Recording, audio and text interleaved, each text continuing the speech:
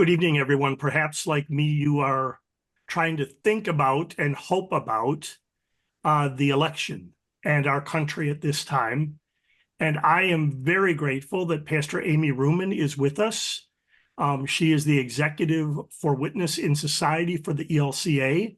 I came to know Pastor Reumann when she was an assistant to the bishop in Milwaukee, and I was a seminary professor in Chicago, and we talked about preaching.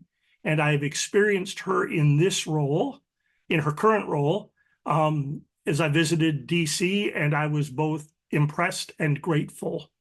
So I expect to learn much, and I hope you will too. Let us pray. Almighty and merciful God, in baptism, you join us to Jesus' death and resurrection, claiming us as your children, heirs of your promise, and servants of all. We thank you for the gift and privilege of sharing the promise and serving our neighbor in this election year.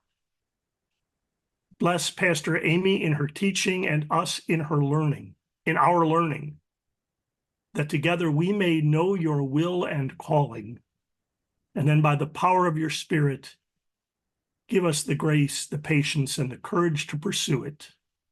In Jesus Christ, our Savior and Lord. Amen. Welcome, Pastor Reumann.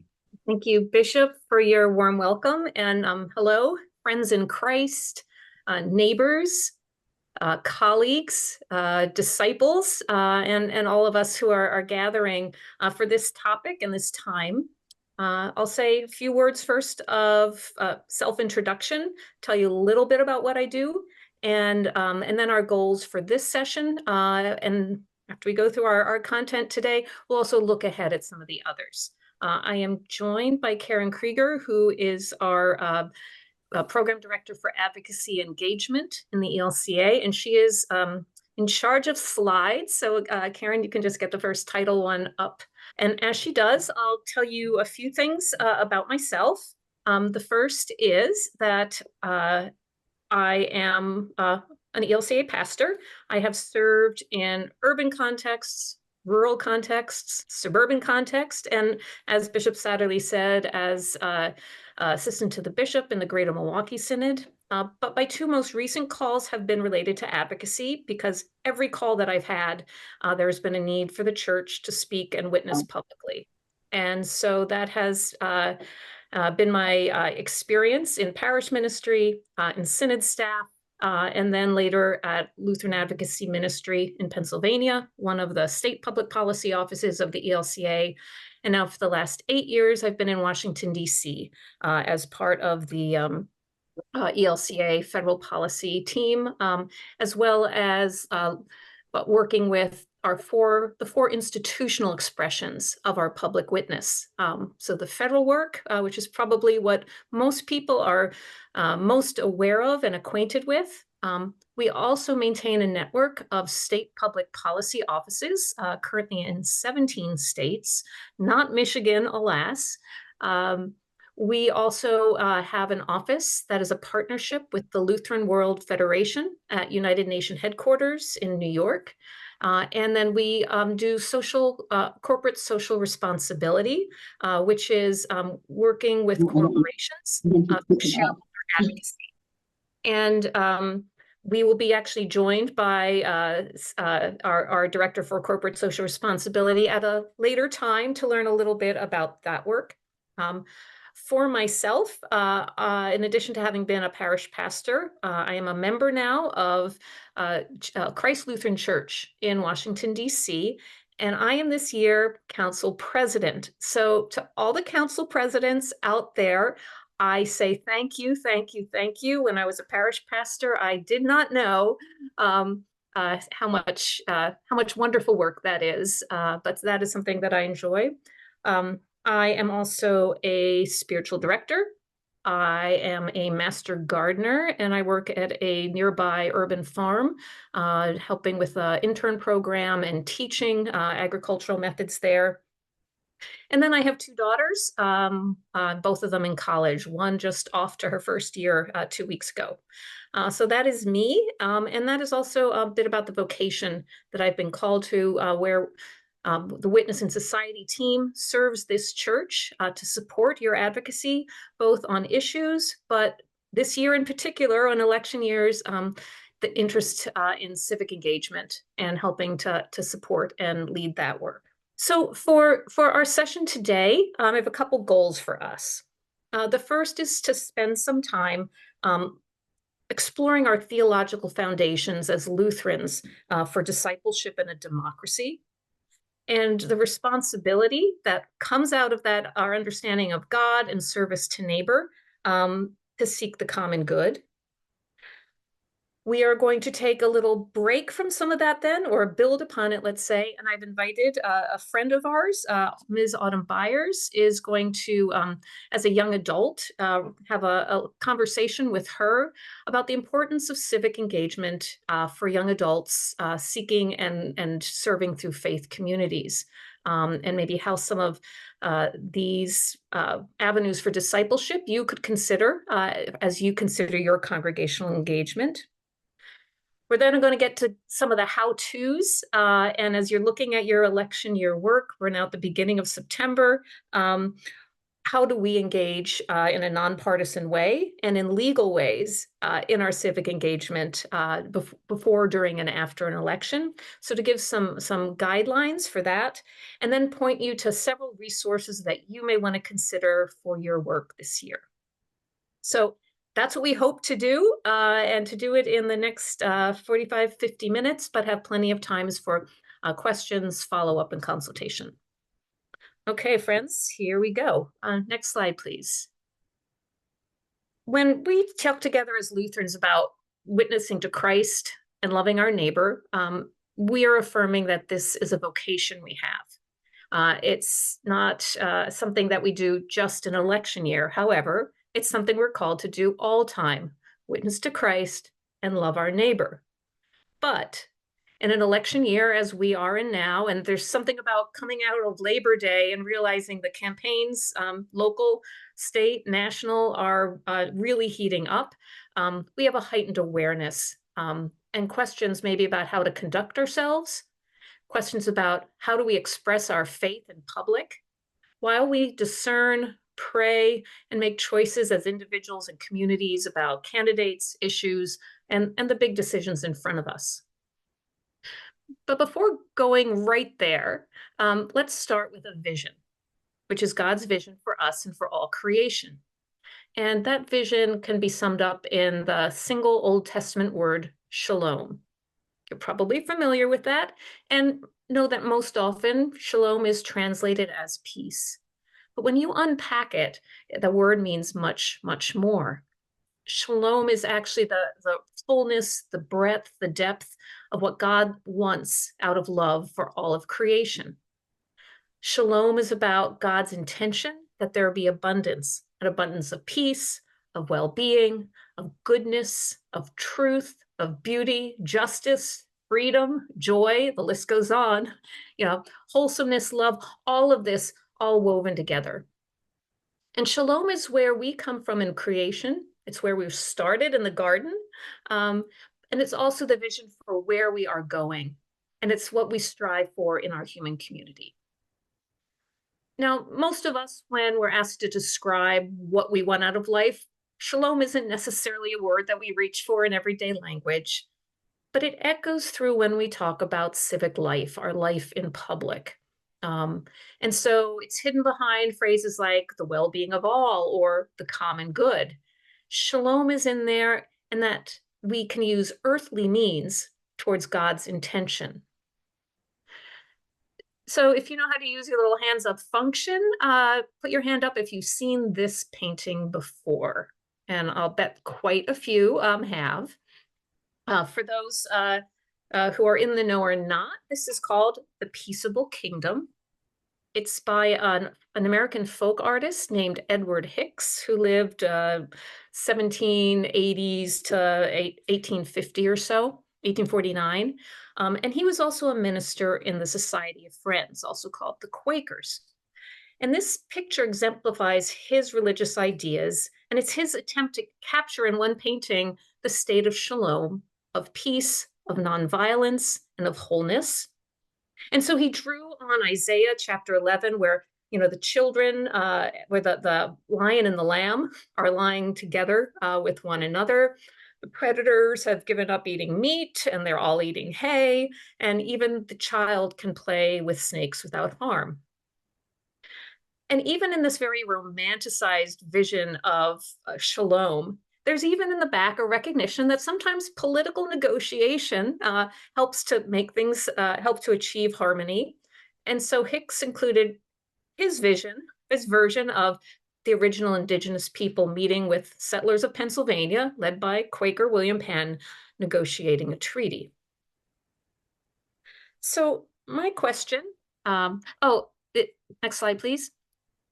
So my question is, do you have an image of shalom or well-being or wholeness for yourself? It probably doesn't look like Edward Hicks, but you may have a vision of what you want for yourself, for your community, and how you would define it, as well as for our nation, moving into an election year where we make decisions about abundance, well-being, wholeness, peace, plenty, sharing, and all the rest. Do you have a vision for the community that you want, not just for you, but for the next generation and the generation after? These questions are faith questions that ask us to say, what does God want for us and for our lives? But these also become political questions about the kind of future we can help construct through our discipleship, the way you may choose this year to volunteer or serve or even vote in the public square. What I want to say is shalom is not simple and shalom is never easy, because Edward Hicks painted not one version of peaceable kingdom, not 5, not 10, but 62 versions of this one composition, each a little bit different, with different things in the background, different negotiations and decisions being made, different beasts lying and nuzzling and eating together, seeking to really find a way to picture this elusive harmony. And we know that shalom is elusive. Only to look at the back of that painting to the treaty being signed by William Penn and the indigenous inhabitants. It may have brought some peace and plenty to these settlers, but we know that this and other treaties cemented grave injustices, removed people or drove them from their ancestral lands, and impoverished and imperiled indigenous communities right up to this day. So shalom, when we as Lutherans look at it, we know that it cannot be determined only by those who have power, but that it has to recognize and include those with least standing or respect, and that we act accordingly. Next slide. Our other piece of theological grounding comes from the affirmation. The scriptures say that human beings are made in the image of God, right? The imago Dei, it's called in Latin, which is shorthand for saying that all of our beautiful human diversity is a reflection of God's being, and that God's purpose for humankind is that each of us carry and share that dignity ourselves and recognize it in the others and treat them accordingly. And this teaching about imago Dei, about the image of God, illustrates that human beings are created for relationship. Right? Just as the Holy Trinity, Father, Son, and Spirit is God in relationship with God's self, so humans are also always in God-giving relationship with God and each other from the very moment of our creation.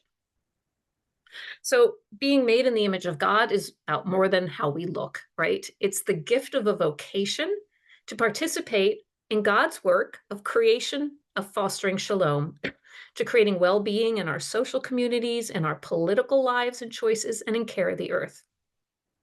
So Genesis tells that God created humans to till and keep the soil in the garden, so that from the very beginning, humans have a job to do together, to cooperate, to be in conversation, to coordinate our efforts for the good of all. And that's part of our teaching as a church too. We teach and celebrate that we live in relationship, and the image of God in us is what drives us towards that. So as we move into our thinking and our conversation about civic engagement these next weeks, let's keep in mind the grounding and the goal of shalom. And as humans made in the image of God, we are called into relationship to help bring this about and reflect it. Uh, Next slide, please. So at this time in the ELCA, we have we look to our social teaching documents to help guide us in our civic engagement, in our life in common. And whether you serve in a food pantry or donate to Lutheran disaster response or write a letter to a member of Congress, all of this is about helping to create those pieces of shalom and mirroring God's image. Today, for the foundation of what we're exploring, we're going to draw on ELCA social teaching.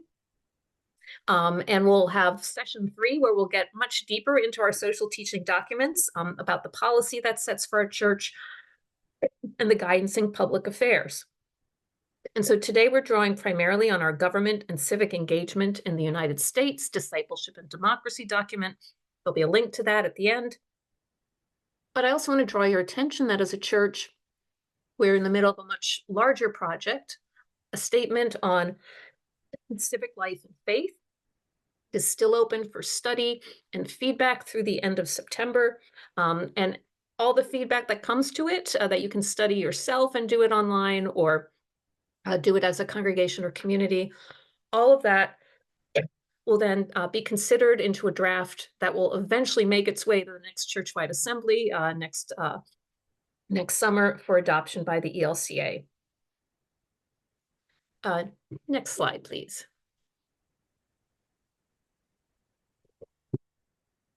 So what is civic engagement? Let's unpack that for a minute.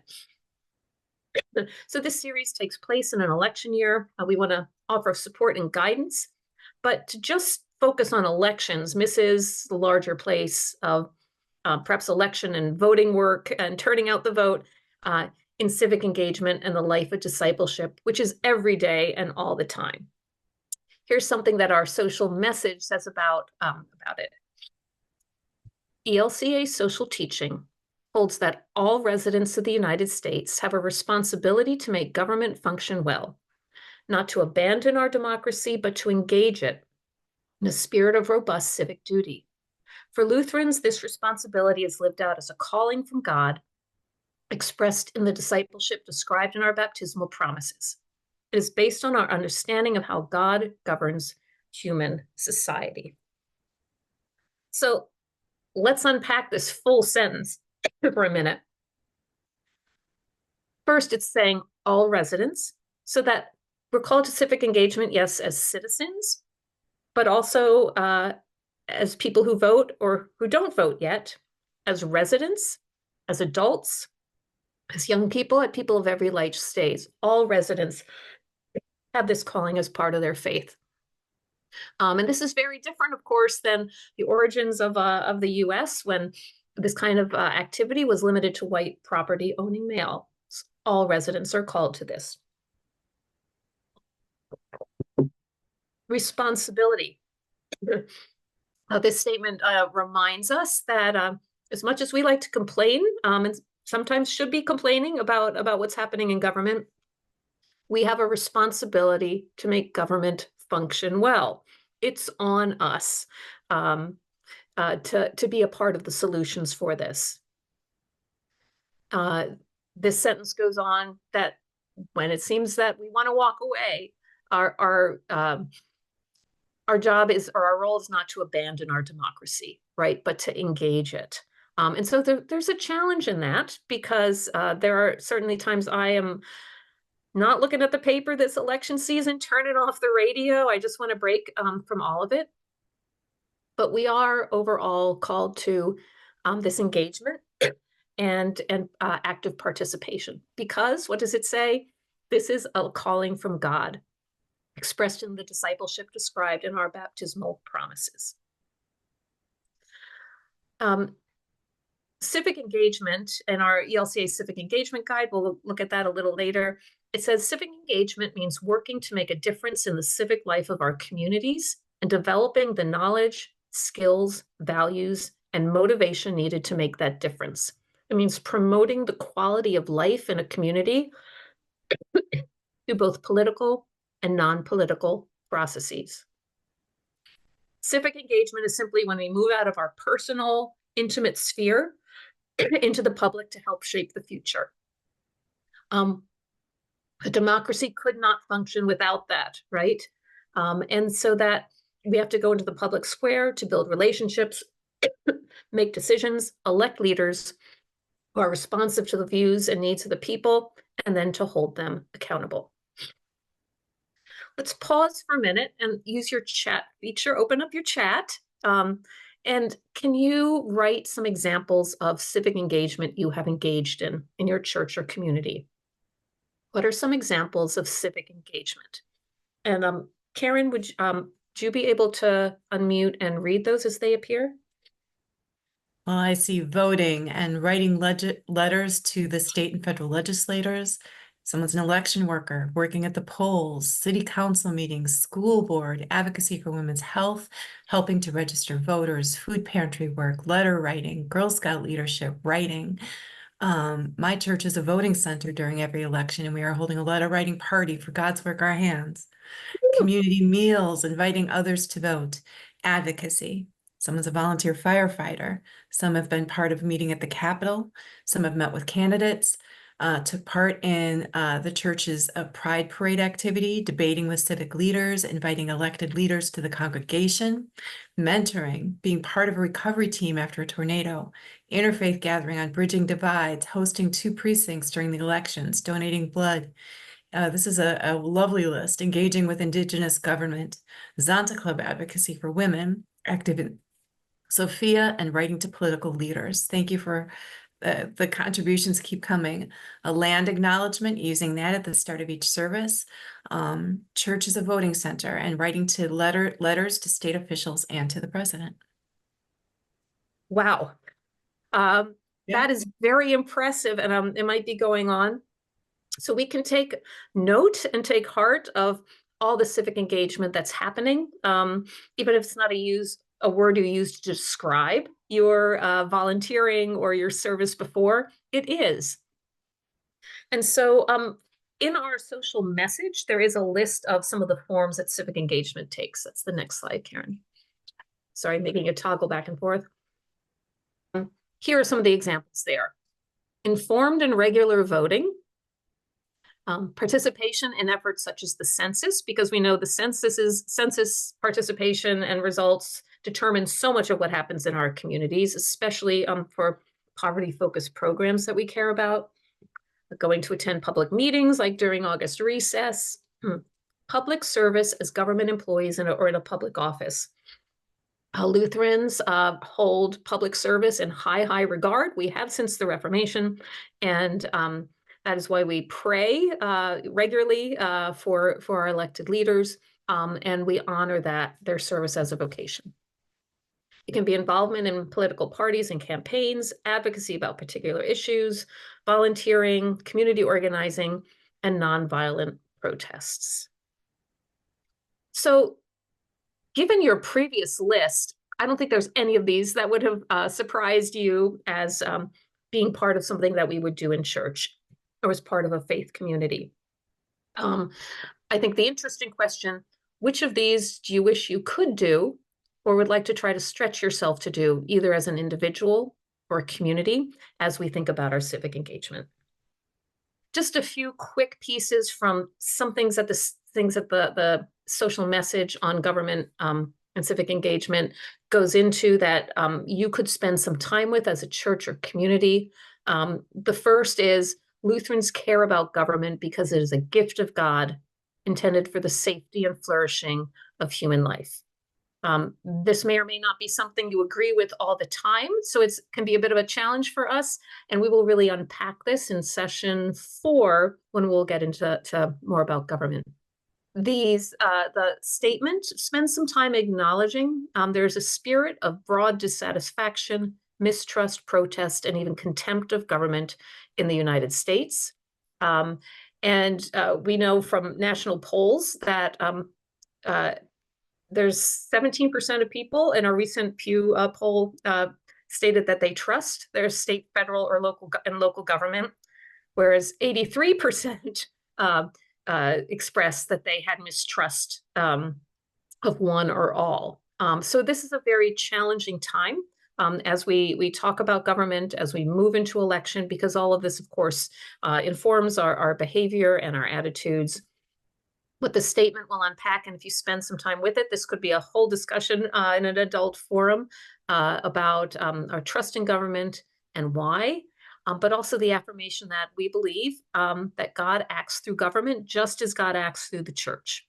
That human sin can cause disruption, both in government and public life, as well as in church. We've seen it in both places. But that we are called to be constructive always, not to walk away from either, but to work towards the building up so that people can be served as needed. Next slide. This is just a really interesting section you could spend some time with, a whole bunch of lists of what government actually does that does serve us that we don't necessarily think about enough or think about together. Next slide. And then finally, that all residents of the United States, I think that's that same slide again, have a responsibility not to abandon, but to gauge, and that is a calling. Next slide. So here's another discussion question you could do with your adult ed or on Sunday. As a Christian, have you thought about how you yourself is sharing responsibility to make government better? And have you participated in government at state, federal, or local levels? So finally, want to just end or finish this section with baptism.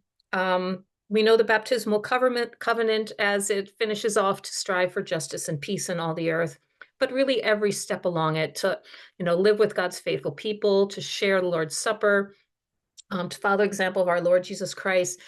In our baptism really are the seeds of a public life. And we embrace this identity and reality. Luther described baptism as a daily dying and rising with Christ. We receive grace anew every morning.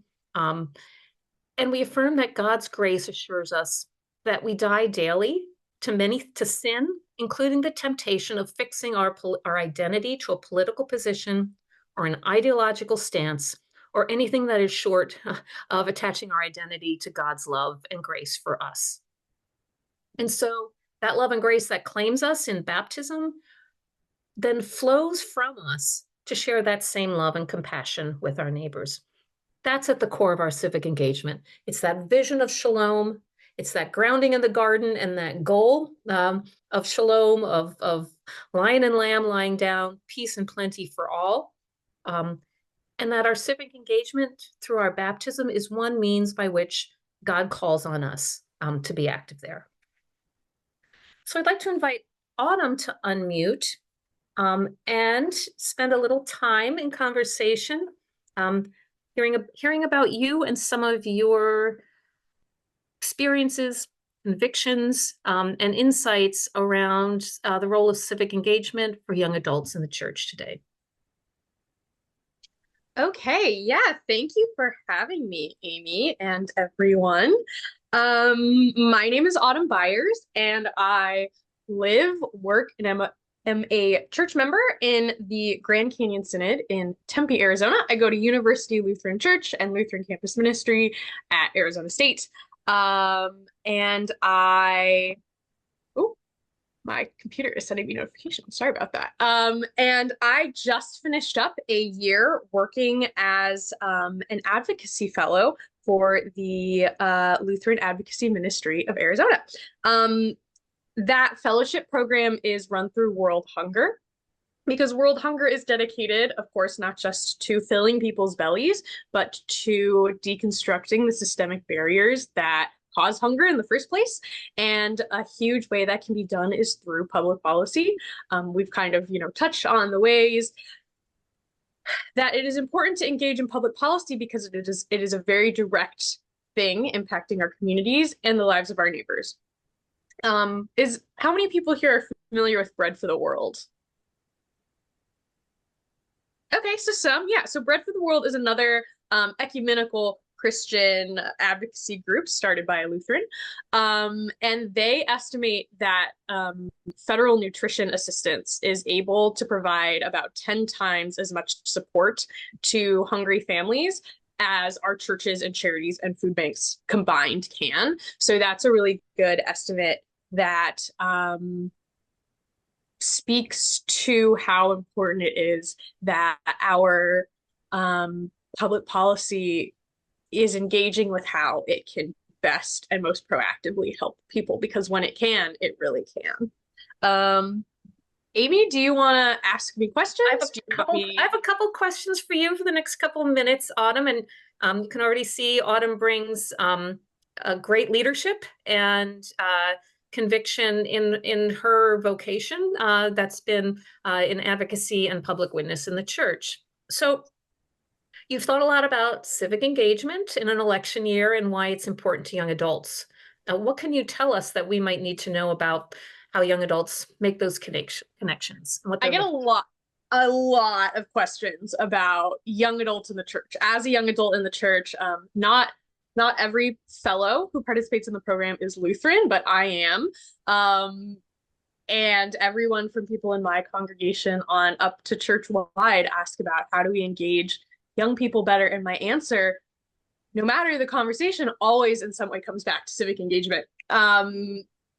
So I grew up in the Missouri Synod, which is, a group that is not always very open to discussing a lot of difficult topics. And when I was in college, I joined my ELCA Lutheran Campus Ministry. And part of the reason I sought out the ELCA is because I knew they were LGBT affirming. And to me, that was a pretty good litmus test of being willing to take on difficult topics and proactively think about the world we live in and the needs of our neighbors, right?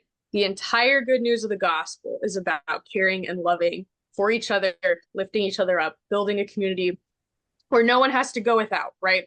And I am so far from the only young adult who sought out the ELCA because it's a body that has taken stances.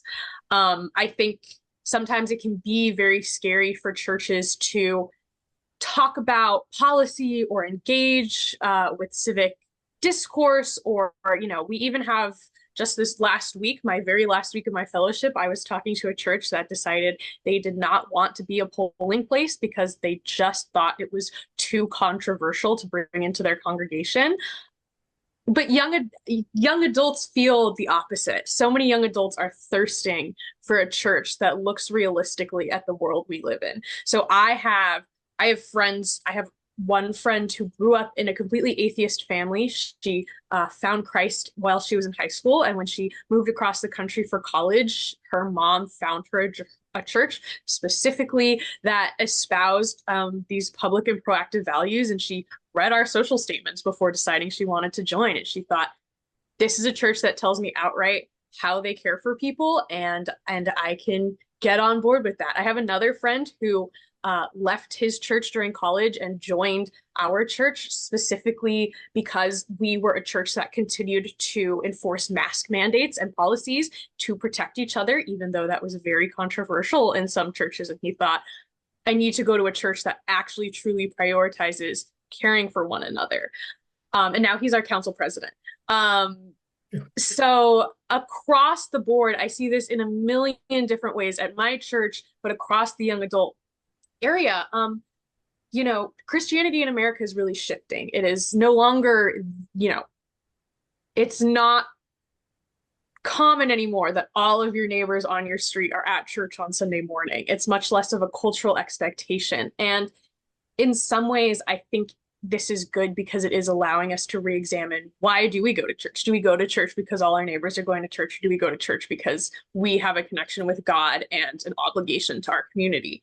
And I think young adults who are remaining in the church are really latching onto that. I hear so many people on my college campus, at club fairs, all of these things saying, we want a church that doesn't just talk the talk. We don't just want a church that grandstands about the importance of Christ, but then neglects the actual good news and neglects our neighbors and ignores unhoused folks when they need assistance and all of these things. And so civic engagement is what ties into all of this. Civic engagement is what says we care about the world we live in, we care about the neighborhoods our buildings are in, and we want to make the world better for all of our neighbors, not just the people in our doors. And that's the central tenet of this whole faith. And so I think a lot of young adults, if we're going to take the time to go to church, we want a church that is truly engaged in our world and engaged in these processes where we can help each other and serve each other. And civic engagement is as the Bread for the World findings tell us, civic engagement is a giant, giant way we can help make that happen. Finally, what would you say to a congregation, or what would you ask a congregation or advise them that wants to get involved in the upcoming election, especially if they want to get young adults involved, but doesn't know where to start? Yes, there are so many options. And that's something I really love about advocacy and so cherished about my fellowship working in my synod. Our advocacy office was right in our bishop's office. And so we had access to all of our congregations. And I loved it so much because every congregation is in a different spot, physically, geographically, political, demographic makeup wise. And so every church is going to want to start somewhere different. If we're getting close to the election, so it might be a little late for this depending on where you are, but hosting voting as a polling place or a voting location is always a great place to start, in my opinion. My church does it every single election cycle, and it started because our pastor 20 years ago just decided to call the county. This is a really great way to show your community that you're a resource for them, not just a building that exists next to them. And we've actually gained some members and students who came and voted and were like, oh, I didn't know you were here. And oh, you've got pride flags and a food pantry and all these things. I want to come back. We always engage a little bit extra. We put out a welcome cart, and so we give out snacks and water to everyone who comes to vote and all the people who work in the polls. And it's just a great community building outreach thing, and that's really simple. The county does almost all of the work for that. We just need to buy snacks in a cart. Another really simple way is just to make resources available. These are things that are all nonpartisan. We just want to see people voting their conscience, right? Voting for your neighbor, voting for all of the things that Christ asks us to follow. And we don't want to get partisan, because that, as Amy was talking about, can very much become a form of idolatry and not to mention just difficult in our congregations. But I was speaking to one church last week that set up a table in all of their worship locations that just has all of the information on candidates and polling places and all of those things that you can find right on your county website, as well as voter registration forms. Things like this can be really simple ways that people know you're a resource without having to build a whole, structure or have a civic engagement ministry. We also have, I guess, this isn't a state or a synod where you have an advocacy office, of course, but our federal office has so many resources that I would really suggest checking out. I'm sure that will be touched on over these next 4 weeks. But some of my favorite things we've put together this year include a checklist that can go up in your bulletin boards, in your announcements on your website, that just fills out all the information about your nearest polling location and the ID laws in your state. And that we put it up on our bulletin boards so that every Sunday people can check it and just have that little reminder to vote and to check out the important information about the process. We also have some really lovely conversation starters that I think are great just for forum hours when you're sharing coffee, to get folks talking about, oh yeah, the first time I voted, it was 2020 and it was very exciting, and all of those things. And so there are some really gentle ways that our church already has prepared to start the process without having to go big. And I would really encourage, talk to your councils, talk to your other lay members, talk to your pastor, and say, this is something that matters to me. And I know that it's something that matters to us as a church. So let's take stock of where we are and see what small things we can do. Autumn, you have set things up beautifully for making a segue to sharing some resources. But thank you for bringing, not just enthusiasm, but I think some deep background in working with congregations and exciting them. And I hope you all can feel Autumn's excitement, which is contagious, for really how our discipleship can take these election year opportunities to witness to our faith, to witness to Christ, and to help our neighbors so that all voices are heard. So thank you so much, Autumn. Appreciate you. Karen, if we could start with the slide on politics. I want to define a few terms. I want to look at what the IRS says, and then I want to get to some resources that I hope will be helpful for you in the time ahead. While Karen's getting the slide, I'll say I was in conversation with a woman last week who was doubtful whether her congregation would tolerate or embrace any kind of election year activity. And then she said, wait a minute, we actually have a drop box in our parking lot. She said, maybe, what if we start praying, as part of our church for the election and for, good outcomes and that everyone participates. She said, that's something we could do because we already have this. So, when Autumn said, start the process, go small, you don't have to go big right away. There's so many ways to do it. Next slide, please, Karen. So I was recently in an adult ed class in a congregation, and they were discussing politics in the church. And what the pastor noted then observed back about the conversation is that many people were using the words politics and partisan negatively and interchangeably. And they were using to describe nasty, destructive, despicable behavior. And so I just want to take a breath and, just as a reminder, they are not the same thing, or at least in the origin of their words. So politics comes from the Greek word polis, means city or where people gather. And as used here, and as I'll be using it, politics it's the decisions we make. It's how we live in community.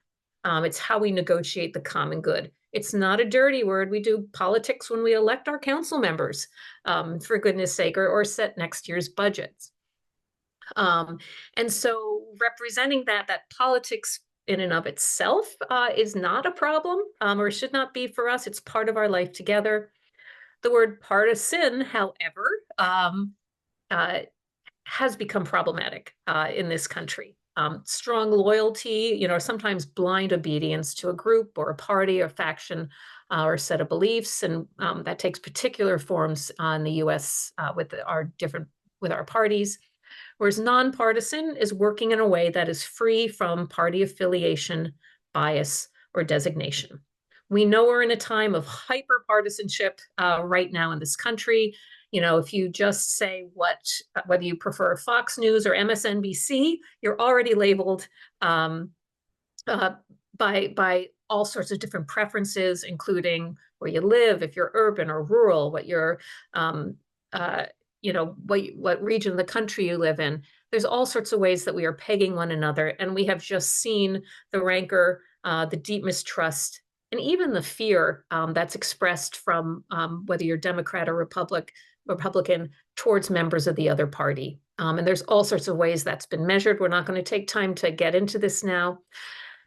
But as Lutherans, as members of churches, as members of faith institutions, we focus on the art of being nonpartisan in election year as churches and individuals. As individuals, we can choose to be part of a party, we can volunteer, we can door knock, we can put on the bumper stickers and everything. But as the church, as congregations and synods, and as ELCA church-wide organization, we discern and practice ways of being, as it says, transparent, nonpartisan, and legal in an election year, keeping within IRS boundaries, which is the next slide. So according to the IRS, all 501c3 organizations are absolutely prohibited from directly or indirectly participating in, intervening in any political or campaign on behalf of or in opposition to any candidate for elective office. What this means is noncompliance with the tax code here could cost a ministry its tax-exempt status. If for rostered leaders here, for congregation leaders here, we must ensure that any activities that we engage in around the electoral process is transparent, nonpartisan, and legal. and to abide by the law. We have a guide, both in the ELCA Civic Engagement Guide and then another handout on abiding by the law that's there for your instruction. There also may be Michigan-specific resources that your Synod office has available for you. Next. So the ELCA document on being a public church, guidance for churches and clergy participating in the electoral process, details what is permissible and non-permissible. Can we go back? So for permissible items, the list is here. We're not going to go through it exhaustively, but that taking care that everything you do is nonpartisan when you encourage voting, when you do voter education, or when you engage in civic participation. You can help facilitate debates and public discussions, but there always needs to be equal opportunity so that representatives of the different sides, parties, and groups are going to be able to invited and able to speak. Same thing goes with get out the vote campaigns, registration guides. You can do all of that. The longer list is what's not permissible, and I would invite you to become conversant with this list. This has to go from anything from making contributions to allowing candidates to raise funds on your church's property, website, newsletter, or other publications, any kind of hint of an endorsement or indirect endorsement, supporting a candidate. Political signs on the lawn of the church can be, could be well construed as support for that candidate. And even how you focus your voter registration and other election year engagement. This guide will offer you some more insights into how to judge that. Again, the list goes on. Number 9 is interesting, asking a candidate to pledge support for your denomination's position on an issue, much as we'd love to know, that is a no-no, or providing any kind of in-kind support for candidates without equal access of the opposition. So this is available for you. There may be some more guidance from your Synod office as well. And if you ever do have a question about something,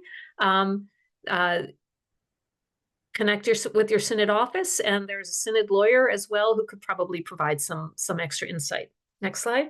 In the ELCA Civic Engagement Guide, which you'll be provided with a link to at the end of this, there's a lot of resources there, more than I'm going to go in now, but there's tip sheets that you may want to consult that can give you guidance for particular ways of being involved. The first is how to conduct a voter registration guide, how to find out what are the rules for doing that in my area, what are the deadlines. This is going to differ from state to state and even county to county within a state. Once you get all this information, you can then engage in this as yourself or in collaboration, sometimes with other faith or other organizations. Candidate forums, again, there's guidance on this about how to do this in a nonpartisan way. That's something to study quite closely in guidance with in alignment with the IRS regulations. What we really recommend is if you want to do a candidate forum, find out if you can partner with an organization that's already been doing this, that knows the ropes, whether it's a nonpartisan organization that's been doing it, local ones in your community. League of Women Voters has often been a good partner in some places to be able to do this. There are different ways to do voting pledges. Last week we had a advocacy engagement equipping call, and we heard from in Virginia this effort called 100% Voting Congregations, and these were congregations making a pledge to say we're going to do everything we can to have 100% either of our membership or of certain parts of our community to have 100% voting. That's pretty ambitious, but it's a wonderful commitment to try to live into. So there's some how-tos on that. And then there's some more guidance on how to do get out the vote initiatives. There's plenty of time between now and election day to learn about doing canvassing or providing transportation to polls, or how to do calls and reminders. As Autumn said, we have a really nice resource on that you can customize to your We do. to your local area around where's your polling place, what are the hours, what kind of ID do you need or not need, and so you can fill that out as a fillable form online and distribute it, post it, share it. How to reach out in hard to reach communities, people without addresses, people in high-rise buildings. We do have a resource sheet on helping people who are unhoused, who are homeless, to access the ballot, which requires some specific steps, but which could be a great service. And how to lower barriers, again, for communities who have been disenfranchised or denied the vote. And churches as purveyors, as sources of trusted information in the community, we really have an important role to play in getting that information out, so that people can know what their choices are, and what they can, what they're going to be able to do. Couple other resources. Does being a Christian impact how you vote? Well, let's find out. Some congregations we find are very hesitant to talk about voting. One way to come in kind of in a soft entrance would be to start with our youth, with these intergenerational conversation starters, where youth members interview members of voting age about what does your faith, what was the first time you voted? What was that like? Tell that story, and then say, how has your faith informed how you vote? Very simple. There's some testimonies from people who've done this on the sheet. It's a wonderful way to talk without ratcheting up the heat of the election itself. Also, does being a Christian impact how you vote? Well, as Lutherans, we certainly believe it guides us. And so there are some Bible studies that are available on civic life and engagement, different aspects of thinking about how we vote, that can help us steward that resource. But again, for people for whom talking about the election itself can be a high bar, we come at it through our reflection about our common and community life in Scripture. We also know within this country, there is a long and shameful history of denying the ballot, removing the ballot, making the ballot hard to access for different communities, especially on racial grounds. And as we have some specific calls as Lutherans to be part of dismantling these barriers and obstacles, and we have a voter suppression information and learning resource that you could use to talk about it. The resource we get asked for the most, though, around elections, or maybe even all the time, is how do we even talk as Lutherans, as people of faith, as people in the same church community around issues, around community concerns, when we know we hold opposite views. And so while there's quite a few different resources for that, we have a new one on our blog from the Interfaith America Faith and Elections Playbook, Addressing Polarization and Building Cohesion in Community. Next week, our second session will be on polarization and how to be depolarizers. But here's an article to get you started about how do we begin to knit back together some of the strands of community that have been frayed over time. How do we begin to dial down some of the rhetoric and be leaders, models, and people who do this as part of our calling, our discipleship. Finally, or almost finally, we have an ELCA Election Activator Network. What is that? This is an opportunity for anyone here to sign up to be an election activator. The only entrance fee required is to sign a pledge that anything you do in the congregation will be nonpartisan for the reasons mentioned previously. The network, we're doing monthly Zoom calls for equipping, for new resources, for idea sharing, for conversation. We're finding many of the people who sign up for this activator network feel very alone in their congregations. They want something to happen. They think it's important that the church should be discussing the election and finding some way to encourage involvement. They don't, but they're just looking for a place to start and a supportive community. So with that QR code, you can sign up, or in the link that will come out afterwards. Finally, where do you find all these resources? On the ELCA website for the elca.org/civic engagement, or at elca.org votes, or in the Resource Center. Many of the things and more live, but we are also going to be sending them out after this. Oh, thank you. We are actually exactly at 8 o'clock. We're to stop and have some conversation. We may have come a long way from Shalom, the Imago Dei, of being uniquely gifted by God for relationship, for loving our neighbor, through caring for the community. But these resources and tools are part of that equipping and supporting what you are doing. We love to hear from Lutherans who are doing civic engagement, what you're seeing and learning, and also hearing what support could you need. And so this is our time to, I think, open things up and find out a little more about who's here, what's on your mind, what else we can do together. Thank you. Okay, so if you do have questions, feel free to enter those in the chat. Okay, it looks like we have, if I'm understanding this correctly, we have a question about taking positions on proposals and propositions, and if that is something that's okay, or if that would be something that congregations cannot do. No, that is something that